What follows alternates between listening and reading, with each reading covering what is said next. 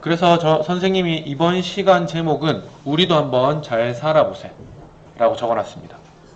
무슨 의미인지 대충 감은 오죠? 그 화요일 날도 설명했듯이 우리나라가 워낙 못 살았잖아. 어느 정도로 못 살았어요? 거의 뭐 최빈국이었지. 뒤에서 3등 뭐 이런 정도로 못 살았어요. 근데 이런 강한 의지를 가지고 우리나라가 어떻게 일어났는지 한번 보도록 하겠습니다. 선생님 그림 하나, 사진 하나를 찾아왔는데 여기가 언제인 것 같아? 이 시기는? 6.25 전쟁 끝나고 6.25 전쟁 직후의 모습인데 그러면 여기는 어딜까요? 한국 맞아요. 한국 중에서도 어딜까요? 맞아요. 여기 서울이에요. 서울. 서울 중에서도 을지로라는 곳이거든. 지금 을지로라는 곳이 이제 전쟁으로 인해서 완전 폐허가 된 모습인데 현재 을지로의 모습을 한번 보여드릴게요. 현재 모습은 방금 전에 봤던 곳이 저건 1950 몇 년이겠지. 불과 60년 만에 60년 맞나? 아니 70년 정도 만에 이렇게 변했습니다. 완전 세상이 바뀌었지. 이 사이에는 우리나라가 어마어마한 경제 발전을 이뤄낸 역사가 있고 그 역사 속에는 굳이 가수 노래로 따지자면 뭐 피땀 눈물이 서려 있어요. 그래서 그런 것들을 한번 소개를 해드리도록 하겠습니다. 그래서 오늘의 학습 문제는 뭐냐면 우리가 본격적으로 볼 거는 1950년도는 너무 아까 보여준 그 폐허의 모습이었어요. 우리나라. 근데 본격적으로 1960년부터 경제 발전을 이루기 시작했는데 1960년, 70년대 눈부신 발전을 했는데 그때 어떻게 경제 발전의 기틀을 마련하고 이제 기초를 다졌다는 뜻이야. 그리고 진짜 기적적인 이런 경제 성장을 이뤄냈는지를 한번 살펴보도록 하겠습니다. 자, 이 장면이 좀 약간 선생님 인상적이라서 사진을 넣어봤어요. 이것도 마찬가지로 6.25 당시의 이거는 이제 우리랑 가까운 대구의 모습이야. 그리고 학교입니다. 학교. 이건 전쟁 끝나고가 아니고 전쟁 중의 학교의 모습이야. 참고로 6.25 전쟁 중에도 계속 학교를 다녔어요. 보이지? 이 폐허 속에서 공부하는 모습 보이잖아요. 이 우리나라 사람들의 의지가 보이지 않습니까? 안 보여? 전쟁통에도 공부는 해야 된다 해서 학교는 문 닫지 않고 이렇게 할 수 있으면 최대한 학교는 운영을 했고 부모님들도 그 아이들을 학교에 보냈고 이렇게 열심히 공부하는 모습을 볼 수 있어요. 근데 좀 슬픈 사진을 한 개 보여줄게. 이 사진. 이 사진이 왜 슬프냐면 여기는 어느 나라일까요? 일본이에요. 일본.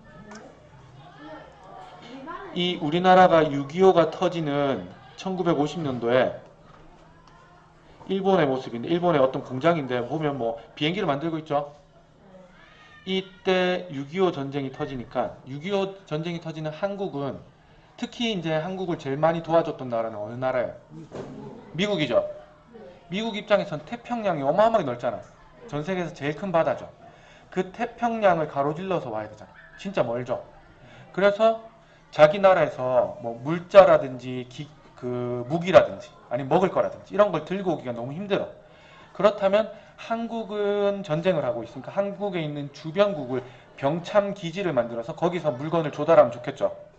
그 역할을 어느 나라가 했냐? 우리나라를 그렇게 괴롭혔던 일본이 미국의 병참 기지가 되어서 이렇게 공장에서 막 비행기도 만들고 수리도 하고 물건도 갖다 팔고 이랬어요. 그래서 우리나라가 최악이었던 1950년도에 6.25 전쟁 때 일본은 눈부신 발전을 합니다. 여기 보시면 일본이 이게 요때 일본이 망해요. 8.15 강복 알죠? 강복 직전에 이제 태평양 전쟁. 태평양 전쟁은 일본이 가만히 쉬고 있던 하와이의 미군을 쳐들어가 가지고 진주만 폭격을 했던 그때부터 이제 태평양 전쟁이 막 본격적으로 시작돼서 뭐 미국이랑 막 싸워요. 그러면서 이게 일종의 경제 성장률이라고 생각하면 돼요. 다 꼬꾸라지죠. 특히 이 사이에 몇 년 사이에 모든 물자를 전부 다 무기 만드는데 쏟아붓고 나니까 이제 더 이상 물자가 없어진 다음부터는 성장률이 꼬꾸라져요. 일본이. 그리고 나서 1940년 지나고 나서는 엉망진창이 되죠. 맞습니까? 그러면서 조금씩 일어서다가 이때 우리나라 6.25 전쟁 때 급격하게 성장을 할 수 있습니다. 그래서 여기 1950년부터 불과 10년 만에 그 전에 제일 잘 나갔을 때보다 더 잘 살게 돼요. 일본은. 그러니까 일본의 입장에서는 6.25 전쟁이 하늘이 주신 기회 같은 거였지. 우리나라한테는 진짜 슬픈 역사지만 그 사이에 일본이 지금으로 따지면 돈이 얼마 안 되는 것 같지만 그 당시는 지금이랑 화폐 가치가 다르기 때문에 어마어마한 외화를 벌어들입니다. 좀 슬프지 않나요? 자, 일본한테는 이런 거였지만 우리나라 입장에서 그러지 못했어요. 그리고 우리나라는 이제 6.25 전쟁이라는 전쟁이 지나간 다음에는 아무것도 없지. 아무것도 없는 상황에서 이제 조금씩 경제가 살아났는데 이제 첫 번째 경제가 살아났던 분야는 어떤 분야냐면 제일 중요한 게 뭐야? 옷이. 먹고 살고 입고 뭐 이런 거지. 그럼 우리나라는 그런 뭐 농지고 뭐고 다 엉망진창 됐잖아. 공장도 다 박살나고. 결국은 어쩔 수 없이 그거를 다른 나라부터 원조를 받아야 됐었어요. 어느 나라로부터 원조를 받았을까요? 일본. 미국. 그래서 미국한테 요 세 가지 이 물자들을 특히 많이 원조를 받는데 이게 300산업이라는 거예요. 세 가지 하얀색들. 이 하얀색 세 가지 하얀색 맞지? 면으로는 뭐 만들겠어요? 옷도 만들고 밀가루로는 빵 뭐 이런 거 빵이나 뭐 이것저것 먹을 거 만들겠지. 밀가루 많이 들어가잖아. 설탕도 음식에 굉장히 중요하죠. 뭐 소금은 적절하게 있었나 봐. 설탕은 잘 없으니까. 이 300산업이 이제 원조를 받아서 조금 자라기 시작합니다. 여러분이 잘 알고 있는 우리나라 최고의 기업 중에 하나도 이 300산업을 바탕으로 해서 처음에 돈을 좀 벌기 시작했어요. 어딜까? 삼성. 삼성은 대구에서 만들어졌는데 제일제당이라는 들어봤지? 뭐 그런 걸 만들어서 뭐 설탕이나 이런 것들. 그래서 미국이 이렇게 준 걸 가지고 가공하고 이렇게 음식물로 바꾸고 혹은 유통하고 이렇게 사람들한테 갖다 팔고 이러면서 조금씩 기업들이 자라기 시작합니다. 하지만 이래봤자 누가 주는 거 콩고물 얻어먹는 거지. 이걸로는 제대로 된 돈을 벌 수가 없었어요. 그렇다면 우리에게 돈을 벌 수 있는 방법은 무엇이었을까? IT? 이때 IT? 어떤 방법으로 돈을 벌 수 있겠어요? 없지 않아. 자, 혹시 마이크로 신천초 학생 중에서 누가 한번 답변해 볼 사람 있습니까? 이 300산업 이후에 우리나라가 이제 특히 우리나라 돈은 가치가 하나도 없고 달러나 이런 외화를 벌기 위한 방법. 생산이요. 어떤 걸 생산하면 좋을 것 같아요? 면화나 아니면은 뭐 밀가루 같은 그런 걸 생산하는 게 좋을 것 같아요. 식품 쪽이나 섬유 쪽을 생산하는 게 더 좋을 것 같아요. 식품이나 섬유를 생산하는 쪽으로. 또 다른 의견 있습니까?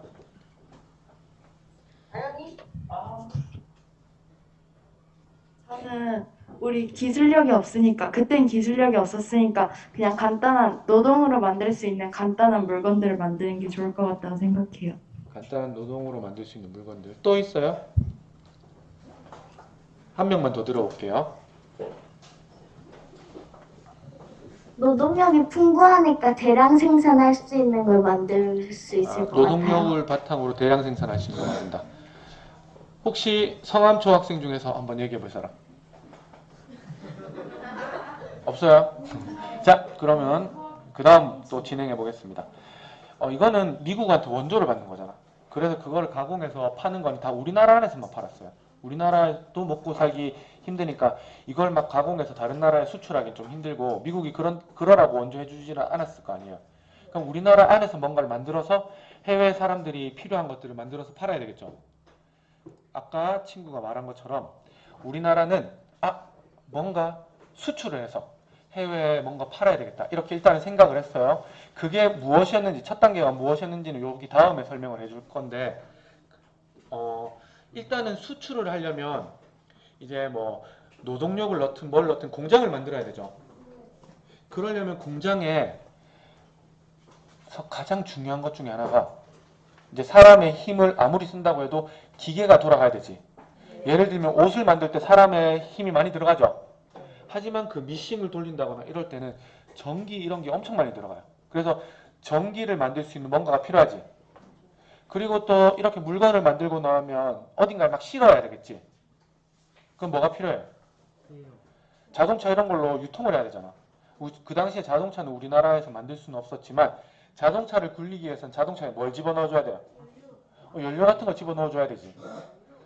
그리고 뭐 아무튼 그런 것들, 이 수출을 위한 공장을 만들어서 물건을 만들기 위한 기반 산업들이 필요해서 제일 먼저 이렇게 우리나라에서 정유 공장도 만들어서 막 기름, 이제 해외에서 까만 기름을 들고 와서 그거를 이제 깨끗하게 가공해서 휘발유나 경유로 바꿔서 이렇게 우리나라에 유통시켜 주기도 하고, 그 다음 수력 발전소 같은 걸 만들어서 무엇을 만들어냅니까? 여기서 물?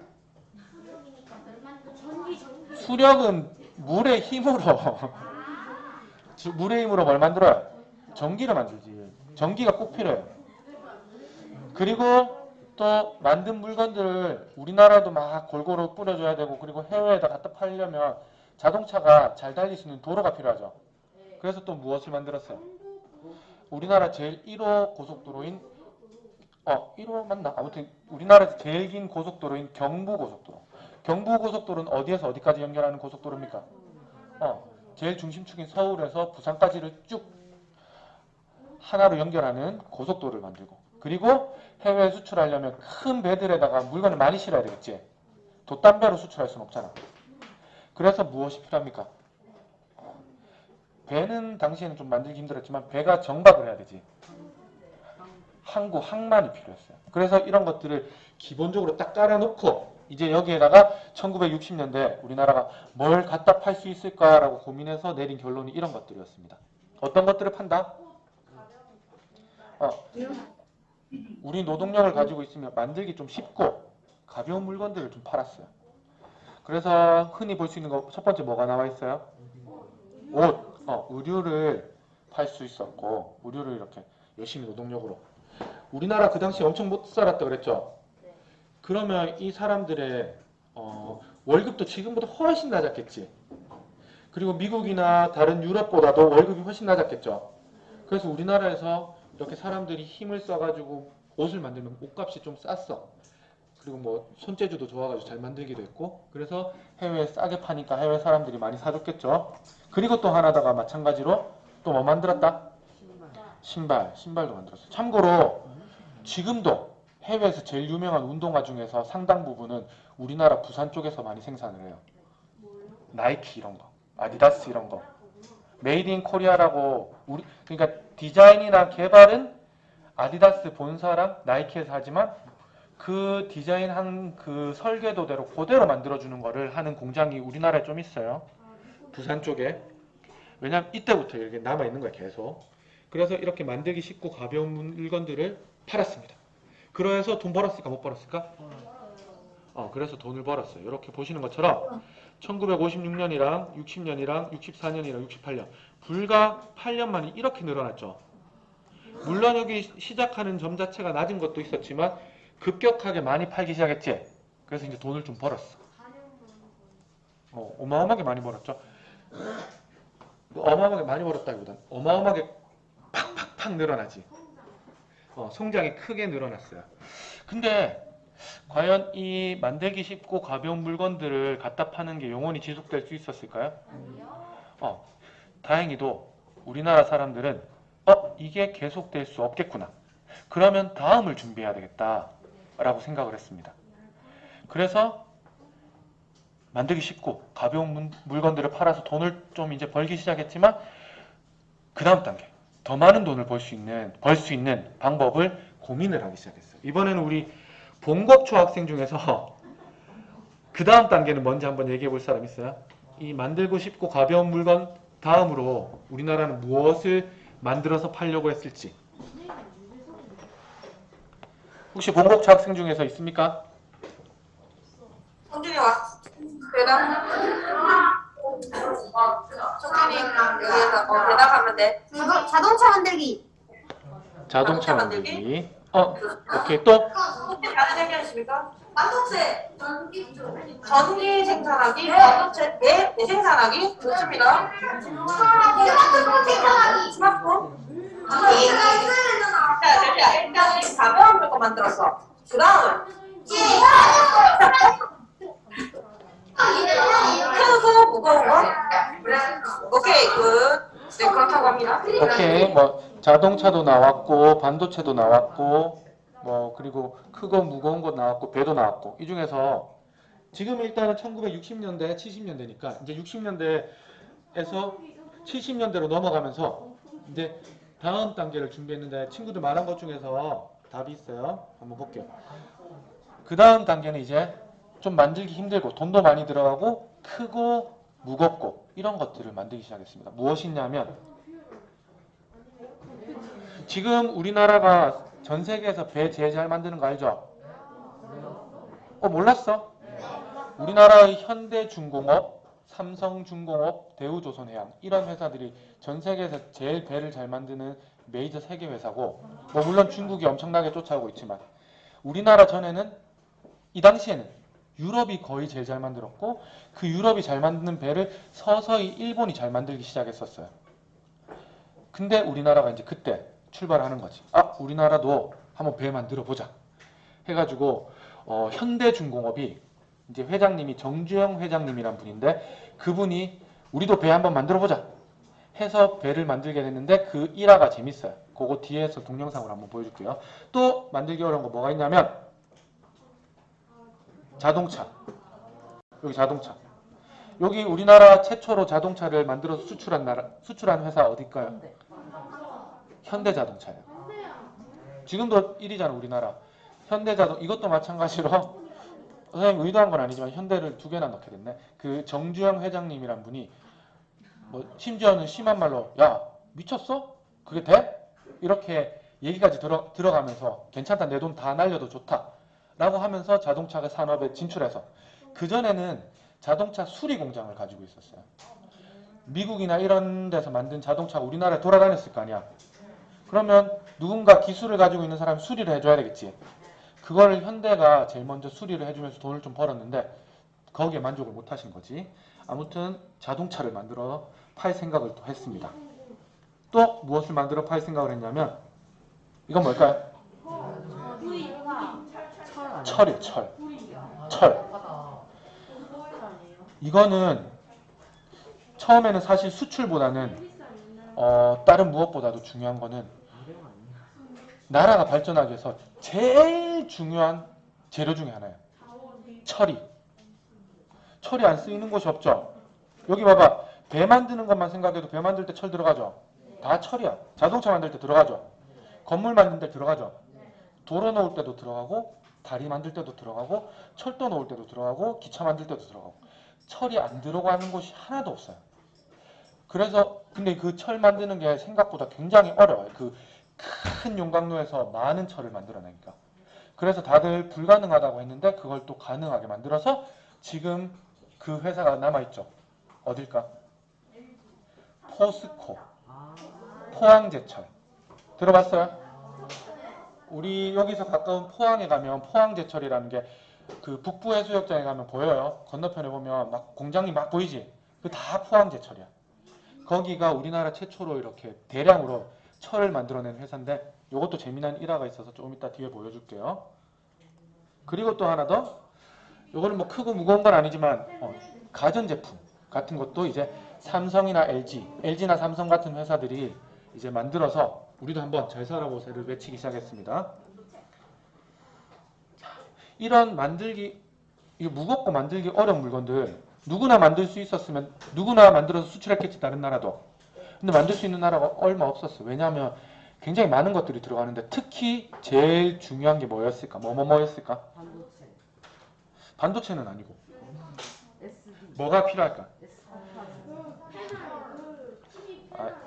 감을 잘 못 잡는 것 같으니까 선생님 보여줄게요. 우선 첫 번째 돈이 어마어마하게 들어가요. 아까 배 봤지, 배. 배에 무거운 것들을 막 들어 올리고 하려면 크레인 같은 게 큰 게 있어야 되겠죠.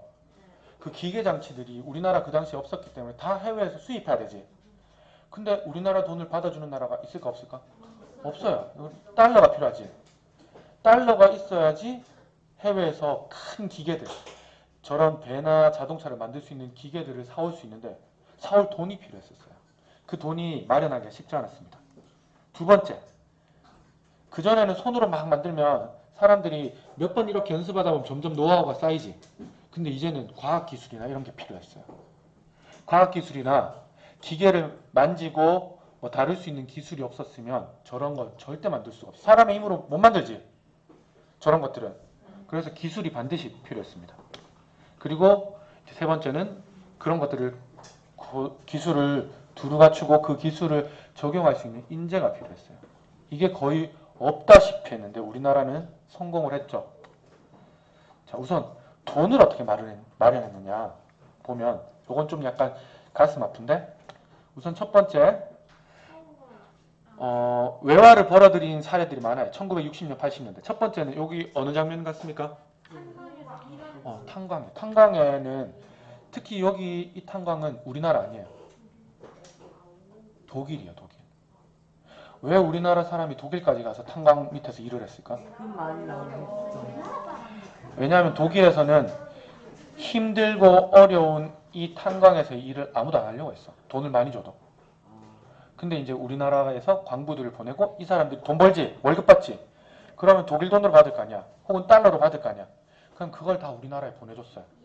그러면 그 돈을 한국은행에서는 가족들한테는 우리나라 돈을 바꿔줬겠지. 대신 우리나라 전체는 외국 돈이 쌓이지. 그 돈으로 나중에 기계나 이런 걸 살 수 있었던 거예요. 일단 근데 너무 위험해. 이게 국제시장 혹시 영화 봤어요? 네. 가끔 이렇게 막 땅 속에서 이렇게 하고 하면 진짜 덥고 힘들고 숨도 잘 못 쉬고 가스도 차고 그래서 죽을 때도 있고 붕괴될 수도 있고 진짜 힘든데 이 우리의 젊은 청년들이 가가지고 외화를 막 벌어들였습니다. 그리고 두 번째, 지금 여기는 어디냐면 중동이에요. 중동. 1970년대 특히 우리나라에서 중동의 그 뜨거운 모래밭 있죠. 사막 같은 그런 데 가서 중동에서 이제 중동은 돈을 잘 벌었어요. 이 당시에 뭘로 잘 벌었을까? 석유. 석유로 돈을 잘 벌었는데 자기들이 일하기 귀찮고 힘드니까 그 돈을 가지고 외국의 회사들한테 돈을 주고 좋은 건물이나 이런 거 막 지었어. 그때 우리나라 사람들이 가가지고 그런 걸 막 지어줬는데 외국이랑 경쟁했을 거 아니야. 일본이나 이런 데랑. 근데 우리나라에서 어떻게 그 사업을 따왔냐 하면 빨리 잘 만들어줄게 해가지고 싸게 빨리 잘 만들어줄게. 그래서 외국 회사들 같았으면 저녁에 자러 갔는데 우리나라는 저녁까지 일했어요. 그러면서 우리나라가 와 한국은 진짜 빨리 잘 만드네, 진짜 열심히 한다 이런 게 소문이 퍼져가지고 거기서 또 사업을 많이 따내서 외화를 또 많이 벌어들이기 시작했습니다. 그리고 하나 더, 요거는 우리나라가 이제 슬픈 6.25 전쟁의 역사를 가지고 있지만 또 그 한 10몇 년 지나서 베트남에도 우리나라처럼 베트남도 남북으로 갈라져 있었거든. 그 베트남에도 큰 전쟁이 일어나요. 내전이. 그때 미국이 월남 남쪽을 도와주는데 그때 자기들이 희생이 많으니까 우리나라한테도 요청을 합니다. 야, 너 용병 좀 줘. 해가지고 그때 이제 대통령이 이렇게 알겠다 그러면서 우리나라 군인들을 보내줍니다. 그래서 월남전 가서 엄청 고생하셨겠죠. 돌아가신 분도 많고 그리고 막 아무튼 이상한 약품 때문에 지금도 고통받는 분이 많은데 이렇게 용병으로 가는 대신에 미국한테 어떤 약속을 받았을까요? 돈을 받겠다. 돈을 주겠다. 달러를 주겠다라는 약속을 받고 이렇게 가셨고 이게 제일 슬픈데 요거는 그 위안부들의 장면인데 당시에 대일 청구권이라는 게 있었어요. 일본이 우리나라한테 만행을 저질렀죠. 그리고 나서 일본이 그 만행을 저지른 대가로 우리나라한테 자기 나라 돈을 주기로 했어. 그래서 얼마를 우리나라가 쓸 수 있는 돈을 언제든지 달라 그러면 주겠다라고 약속을 했어. 근데 얼마 많지도 않았어. 아무튼 그게 또 우리나라 산업을 발전시키는데 영향을 미쳤습니다. 자, 그래서 선생님이 이런 얘기들 중간중간에 영상을 몇 개 준비했는데 우선 아까 얘기했던 포항제철 사례를 한 개 보여주고 싶어요. 이 포항제철 하면 유명한 단어가 두 가지가 있어요. 우양우 그리고 제철보국. 이 단어의 뜻이 뭔지는 영상을 보고 설명을 해드리겠습니다. 감에 휩싸였다. 자금을 구하기 위해 급히 이곳저곳을 뛰어다녔지만 마지막 희망이었던 미국에서조차 거절당했다. 하와이에서 멍하니 바다를 바라보던 박태준. 그런 그에게 한 줄기 빛과 같은 아이디어가 떠올랐는데 바로 대일 청구권 자금. 청구권 자금은 다름 아닌 일본의 식민 지배에 대한 보상금 격이었다. 청구권이라는 것은 전쟁 기간 동안에 받았던 피해에 대한 손해배상이라고 보시면 되는데 이 구상 청구권은 반드시 농업과 수산업에 써야 되지 다른 산업 쪽에 쓰면 안 된다. 일본 쪽에서도 보면 이들 국가의 잠재력이 있으니까 종합제철소 착공식을 진행할 수 있었던 것이다. 제철소 건설의 소중한 밑거름이 된 대일 청구권. 이때부터 박태준이 직원들에게 늘 강조하던 말이 있었으니 제철소는 조상의 핏값으로 짓는 것이다. 실패하면 현장 사무소에서 나가 바로 우양우해서 다같이 영인난 바다에 빠져 죽자. 딱 한마디로 말하면 그것은 조상의 피의 대가. 자, 포항제철 처음 만들 때 아무도 돈을 안 주려고 했어요. 해외에서. 불가능하다고 생각해서. 근데 우리는 어떻게든 하겠다고 생각을 가지고 있었죠. 그러려면 이제 돈이 필요했지. 결국은 어디다가 손을 댔냐면 대일 청구권에다가 일본한테 돈 좀 달라고. 그래서 이 박태준이라는 이 포철을 만드신 분이 어떻게 했냐면 직원들 맨날 야 우리가 지금 포항제철을 세운 이 돈은 그렇게 위안부라든지 일제에 의해서 죽음을 당한 우리 조상들의 핏값이야. 만약에 우리가 포항제철을 실패한다. 그러면 바로 앞바다, 영일만 바다에 다 빠져 죽어야 돼. 우양우 한 다음에. 그래서 포항제철 하면 제일 유명한 단어가 우양우예요. 그리고 제철보국은 또 하나 더 항상 말씀하신 게 뭐냐면 제철, 철을 만들어서 보국, 나라의 은혜에 보답한다. 그래서 포항제철은 항상 이거를 제일 중요하게 생각하면서 아직도 운영하고 있다고 하십니다. 자, 하나 더. 아까 얘기한 우리나라가 배를 만들기 시작한 게 현대중공업부터라고 했죠. 거기도 재미난 사례가 있어서 보여드릴게요. 500원 가지고 돈을 받아냈어요.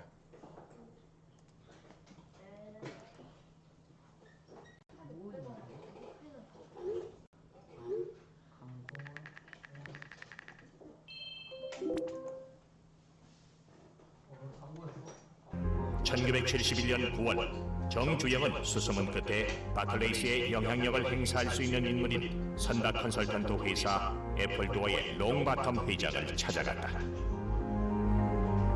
롱바텀 회장의 추천서가 있으면 영국의 은행으로부터 쉽게 투자를 유치할 수 있기에 그에겐 롱바텀 회장이 유일한 희망이었다.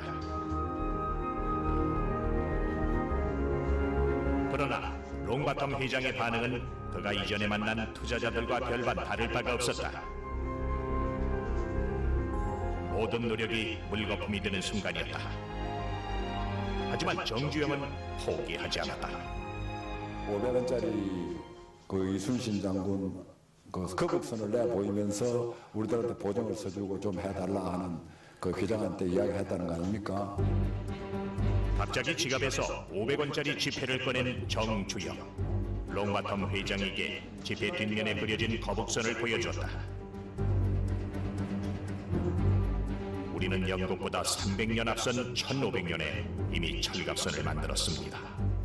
우리가 그동안에 역사의 한 과정에서 자, 지금은 이제 동전이죠. 당시에는 지폐였는데 뭐 거북선이 딱 있잖아. 이걸 보여주면서 니네가 볼 때는 이게 대한민국이란 나라가 이제 아무것도 없고, 당시 아까 사진 막 보여주는 거 봤죠?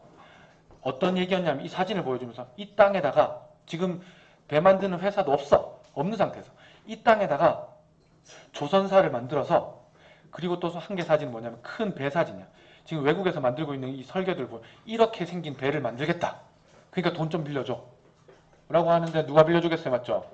근데 거기에서 또 이 사람이 안 된다고 하니까 이번에는 500원짜리를 딱 보여주면서 니네가 볼 때는 우리나라가 배 만드는 그런 능력이 전혀 없을 것 같이 보이지만 우리는 이미 철을 가지고 1500년 전에, 아니다, 1500년에 임진왜란 때, 맞죠? 그때 거북선을 만들어낸 민족이다. 이러면서 설득을 해서 실제로 돈을 받아냈어요.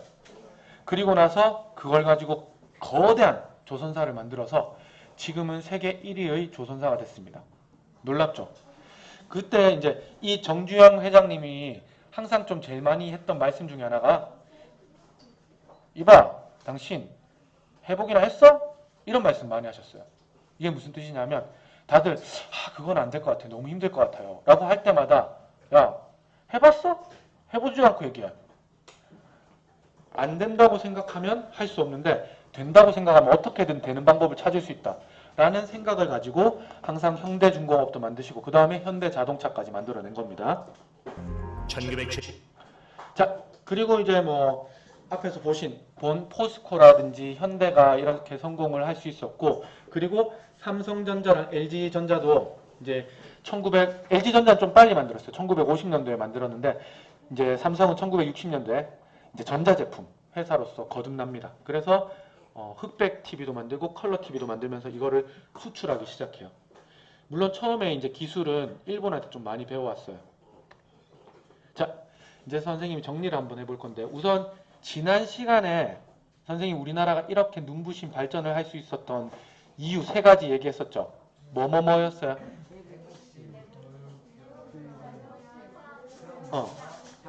일단 자유시장주의 경제체제를 가지고 있었고, 그리고 2번째, 교육열이 우리나라는 엄청 높다라는 거. 3번째, 그리고 국민들 하나하나가 모두 다 대한민국이 잘 살아야 된다는 애국심을 가지고 있었다는 거.